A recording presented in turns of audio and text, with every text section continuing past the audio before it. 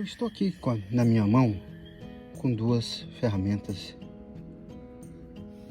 Uma marca muito renomada, uma ferramenta formidável.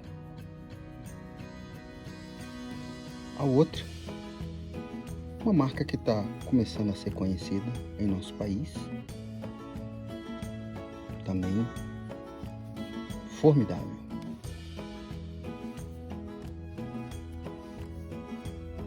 O que se distingue uma da outra? Essa aqui, ela utiliza um aço 1070 e essa um aço 1080. Por que isso? O aço 1080 é utilizado em trilhos de trem.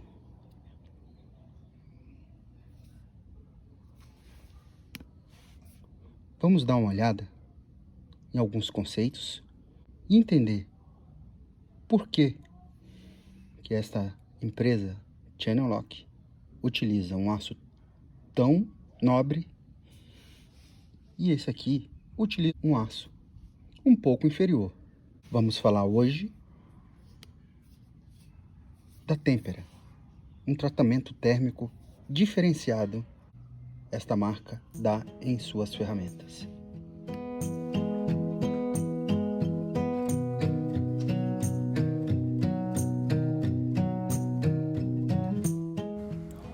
Como interpretar a classificação SAI dos aços?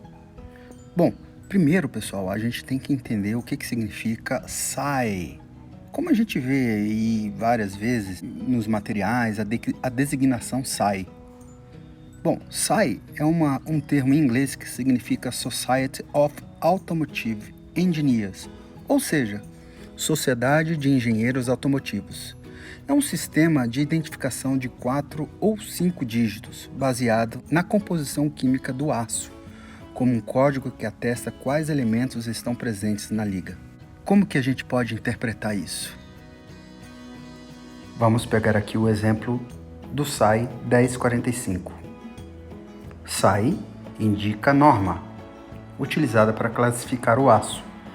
10 indica a série do aço, ou seja, no nosso caso, aço simples, aço carbono. 45, os últimos 2 dígitos, significa o teor médio de carbono, ou seja, 0,45% de carbono.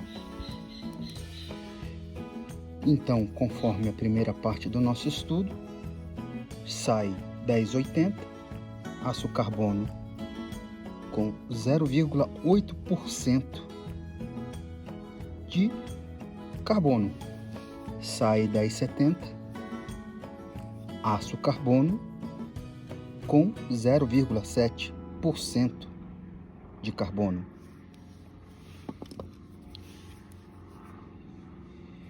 Mas e a têmpera? Aonde que isso vai influenciar na resistência mecânica desses dois alicates?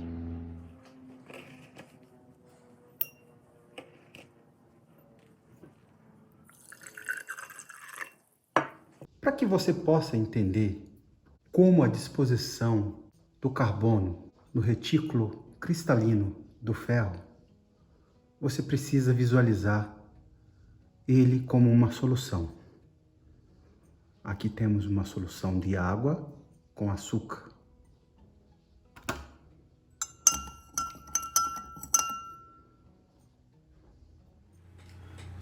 Os aços são ligas de ferro-carbono, e para entender como os átomos de ferro e carbono formam a estrutura cristalina é preciso antes visualizar os aglomerados de átomos de ferro e as formas cristalinas que esse elemento pode assumir.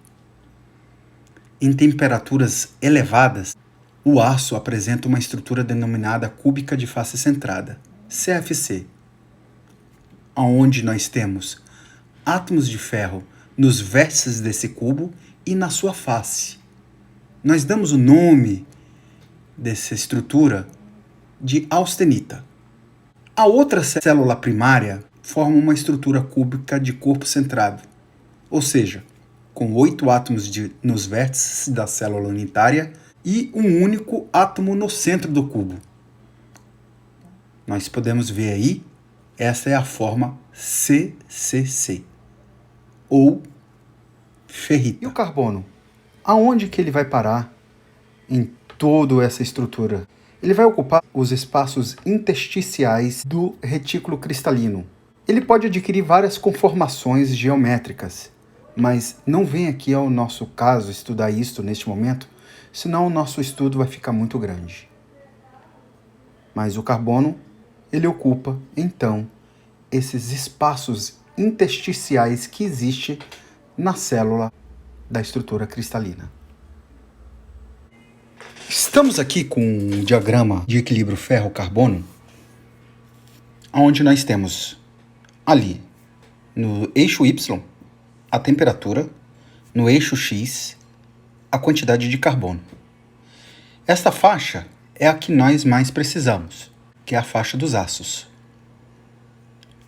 Observe o seguinte, aonde a concentração do carbono é de 0,8%, que é o nosso aço, temos várias informações. Perceba que, a partir de 723 graus Celsius, toda a estrutura se transforma em austenita, que é nossa estrutura que nós acabamos de estudar. Uma estrutura cúbica de face centrada. Veja que toda ela, a partir de 0,8% de carbono, é a única faixa aonde nós conseguimos, a partir dos 723 graus Celsius, transformar toda a perlita. Ali é o ponto que nós chamamos o ponto eutetoide, que é essa faixa onde somente a perlita, né? A perlita é a mistura de ferrita com cementita. Então, a partir dos 723 graus Celsius, uma temperatura relativamente baixa, mais baixa do que comparado a outros aços, nós conseguimos, então, uma estrutura cúbica de face centrada, ou seja, a austenita. Isto que, para mim, é o pulo do gato com relação a ter uma ferramenta com essa quantidade de carbono.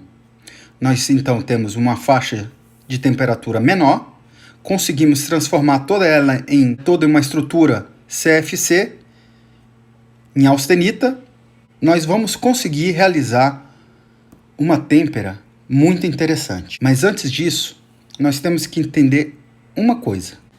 Na austenita, por ser ela uma estrutura cristalina, ali no seu retículo mais simples, nós vamos conseguir uma estrutura mais compacta, mais fechada, menor do que a estrutura cristalina CCC, cúbico de corpo centrado, que é a ferrita.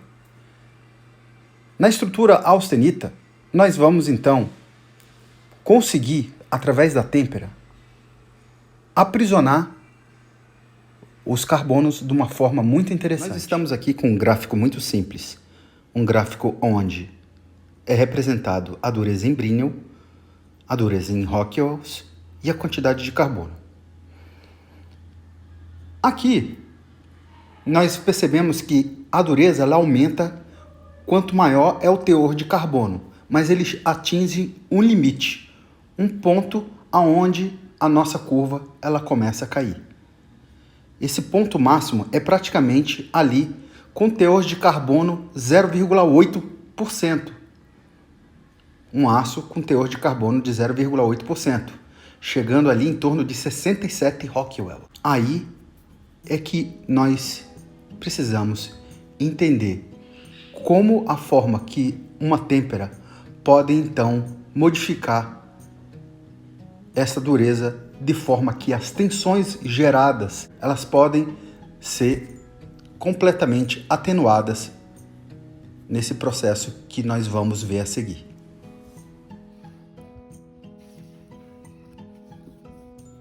Diante de todo o exposto para vocês, meus amigos, chegamos aonde nós queríamos.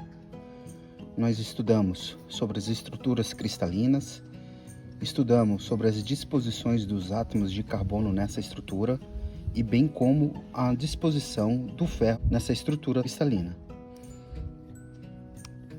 Neste momento, então, vamos entender a última parte do nosso estudo, que é a têmpera.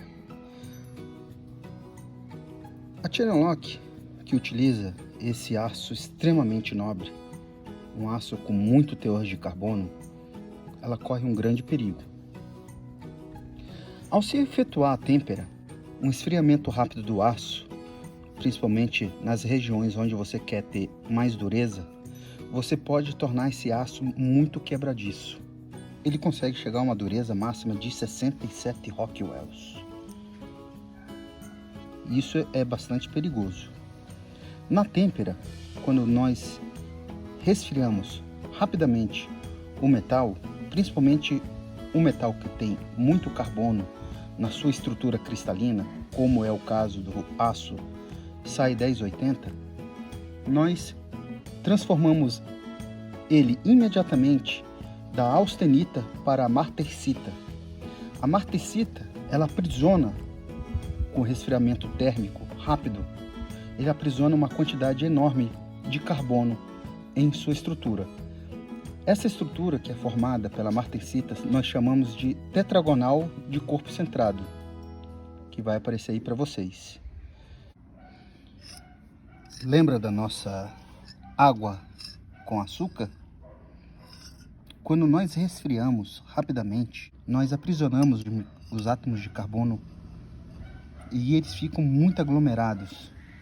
Isso gera uma dureza extrema na solução sólida, aonde o soluto, que são os átomos de carbono, e o solvente, que são os átomos de ferro, vão formar essa estrutura que nós chamamos de martensita, criando uma dureza extremamente perigosa e que é controlada por um mecanismo que a Chain Lock desenvolveu, que é a têmpera laser. Com a têmpera laser, eles conseguem controlar a dureza do metal.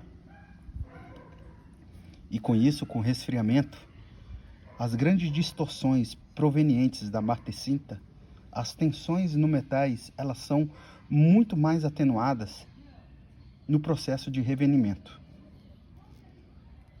Como vocês estão vendo aí no vídeo, isso é o grande diferencial que eu consigo enxergar nessas ferramentas da Chain Lock. Aqui toda ela perlita e aqui e bem aqui uma grande quantidade de martensita, controlada a laser. Espero que vocês tenham gostado, pessoal.